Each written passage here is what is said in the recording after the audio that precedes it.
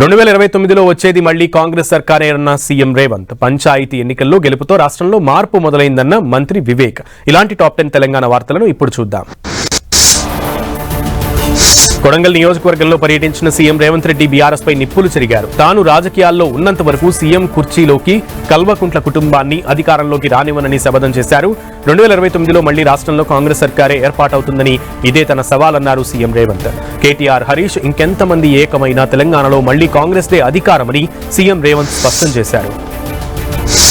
నాగర్ కర్నూలు జిల్లా కొల్లాపూర్లో క్రిస్మస్ వేడుకలు ఘనంగా జరిగాయి. ఈ వేడుకల్లో పాల్గొన్న మంత్రి జూపల్లి కృష్ణారావు కేక్ కట్ చేసి క్రిస్మస్ శుభాకాంక్షలు తెలిపారు.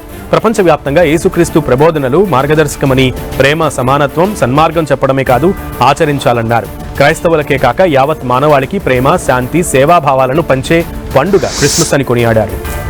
రాష్ట్రంలో మార్పు మొదలైందని మంత్రి వివేక్ అన్నారు. కాంగ్రెస్ అభ్యర్థులు స్థానిక సంస్థల ఎన్నికల్లో విజయం సాధించడం పట్ల సంతోషం వ్యక్తం చేశారు. సిద్దిపేట జిల్లా దుబ్బాక నియోజకవర్గంలోని దౌలతాబాద్ మండల కేంద్రంలో నూతనంగా ఎన్నికైన సర్పంచ్, ఉప సర్పంచ్, వార్డు సభ్యులను మంత్రి సన్మానించారు. గ్రామ పంచాయతీల అభ్యున్నతి కోసం కాంగ్రెస్ ప్రభుత్వం కృషి చేస్తుందని తెలిపారు. కేంద్ర మంత్రి బండి సంజయ్ కీలక వ్యాఖ్యలు చేశారు. గ్రామాల అభివృద్ధి కోసం రాష్ట్ర ప్రభుత్వం దగ్గర నిధులు లేవన్నారు. కాంగ్రెస్ ప్రభుత్వం అధికారంలోకి వచ్చి 2 ఏళ్లు గడుస్తున్నా గ్రామాలకు ₹1 కూడా ఇవ్వలేదని విమర్శించారు. కరీంనగర్ జిల్లాలో నూతనంగా గెలిచిన సర్పంచ్లను బండి సంజయ్ సన్మానించారు. పెండింగ్లో ఉన్న నిధులను వెంటనే విడుదల చేయాలని డిమాండ్ చేశారు. ఖమ్మం జిల్లా కొనిజర్ల మండలం తనికెళ్లలో ట్రైబల్ వెల్ఫేర్ గురుకుల డిగ్రీ కళాశాలలో విద్యార్థులతో కలిసి భోజనం చేశారు డిప్యూటీ సీఎం భట్టి విక్రమార్క. భట్టితో పాటు వైరా ఎమ్మెల్యే రామదాస్ నాయక్, జిల్లా కలెక్టర్, ఇతర ఉన్నతాధికారులు కూడా విద్యార్థులతో కలిసి మధ్యాహ్నం భోజనం చేశారు. అనంతరం కాలేజీలో లెక్చరర్ల తీరు, మౌలిక వసతులపై ఆరా తీశారు.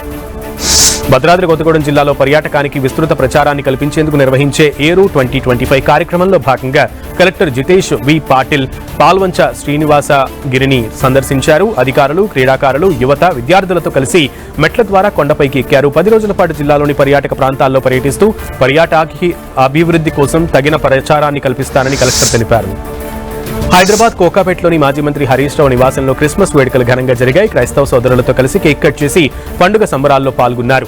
రాష్ట్రంలోని క్రైస్తవ సోదరులందరికీ క్రిస్మస్ శుభాకాంక్షలు తెలియజేశారు. క్రిస్మస్ పండుగ కేవలం ఒక వేడుక మాత్రమే కాదని, అది ప్రేమ, శాంతి, సౌహార్దం మరియు గొప్ప మానవత్వాన్ని చాటుతుందని హరీష్ రావు అన్నారు. రాజన్న సిరిసిల్లలో తాగునీటి సమస్యను తీర్చాలంటూ బీజేపీ నాయకులు, కార్యకర్తలు మున్సిపల్ కార్యాలయాన్ని ముట్టడించారు. ఖాళీ బిందెలతో కార్యాలయం ఎదుట నిరసన తెలిపారు. పట్టణంలో పేరుకుపోయిన పారిశుద్ధ్య సమస్యలను వెంటనే పరిష్కరించాలని పార్టీ పట్టణ అధ్యక్షుడు దుమాల శ్రీకాంత్ డిమాండ్ చేశారు. సోయా పంటను ప్రభుత్వం వెంటనే కొనుగోలు చేయాలని డిమాండ్ చేస్తూ ఆదిలాబాద్ జిల్లా అఖిలపక్షం రైతు సంఘం బంద్కు పిలుపునిచ్చింది. దీంతో వ్యాపారస్తులు స్వచ్ఛందంగా ముందుకు వచ్చి బంద్కు మద్దతు తెలిపారు. రైతుల వద్ద ఉన్న సోయాను కొనుగోలు చేయడంతో పాటు యూరియాను సరఫరా చేయాలని రైతులు డిమాండ్ చేస్తున్నారు.